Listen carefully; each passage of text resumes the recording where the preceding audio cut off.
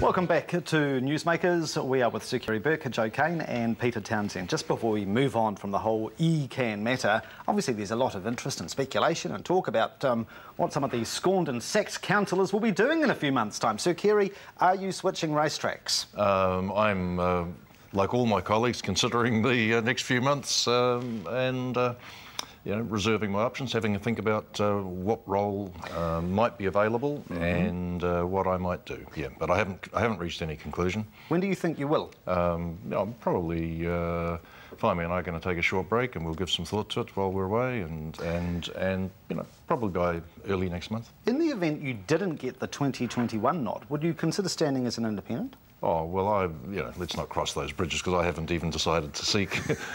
And the only nomination I sought, I must say, was for Christchurch South and the Regional Council. Right. And that was before the executioners moved in. So, okay. But that is redundant now, of course. Yes. Now, Joe, you strike me as perhaps a potentially dark horse here. Are you hedging your bets as to what you're up to? Nothing dark about me at all. Right. Upfront and honest. My intentions, quite dishonourable. I try not to do things when I'm angry. Right. And I'm still very, very angry, very, very disappointed. So I just need a little bit more time and all will be revealed.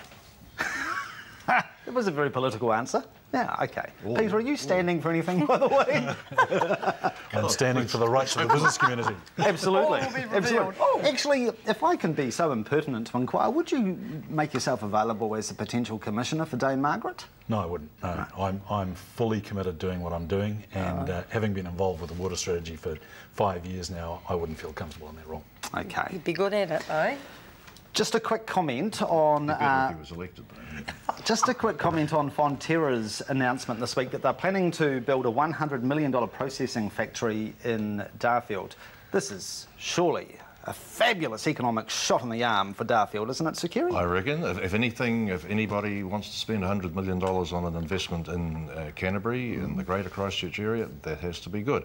What some people might have a concern about is that the supply of product to there results in the potential for activities on land that will need careful management. And that's been the concern of people about protecting groundwater and nutrient loadings and that sort of thing. So if those effects can be properly coped with and catered for, then heck yeah, $100 million investment in a relatively small town is big stuff. You'll be welcoming this, Peter? Absolutely. I mean, this is an example of a step change in our economy that we need. We have to make sure that best practice is involved in the operation of the factory and in the suppliers to the factory, but that can be done. And I think it's a great fillip for Canterbury. It fits very comfortably in with some of the Canterbury V5 projects that we've been looking at in terms of how we make a step change to our economy. I think this is one that's well on the way. And what I'm really encouraged about is that because it's a clean, fresh start, it will be done to the highest possible standards. And I think that's really good. Quick comment, Joe? I was trying to stay positive, but I hate that word step change because I'm not always quite sure what it means. Well, it depends on whether you're going up or down. Yes, I know, and I know which way I'm going, so it's not the right way.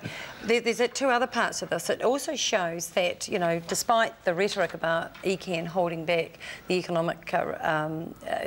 economics of Canterbury, it hasn't, because people are willing to invest and have invested. But there's some really wins in this. Think about energy efficiency and how trucks and transport move, and you're putting the actual marketplace a lot closer to where the products are, closer to the ports, closer to the airports. So I actually think this is a really smart move when we're actually looking at our transportation needs and how we move products. And well done, Darfield. Well done, Fonterra. We'll have a fleeting look at whānau ora, because obviously there's a lot more to come on this, but it's being sold as the one-stop shop approach. And the new whānau ora minister says multiple agencies will be required to work together with families rather than separately with individual family members. It will be financially neutral, with funding coming from existing budgets. Does the concept excite you? Is this a step change, or is it still all a bit airy-fairy? How do we feel? Mr. Townsend? Look, I think we have to do something in this area. The whānau ora is a potentially workable solution, I suspect, although I want to see some more detail.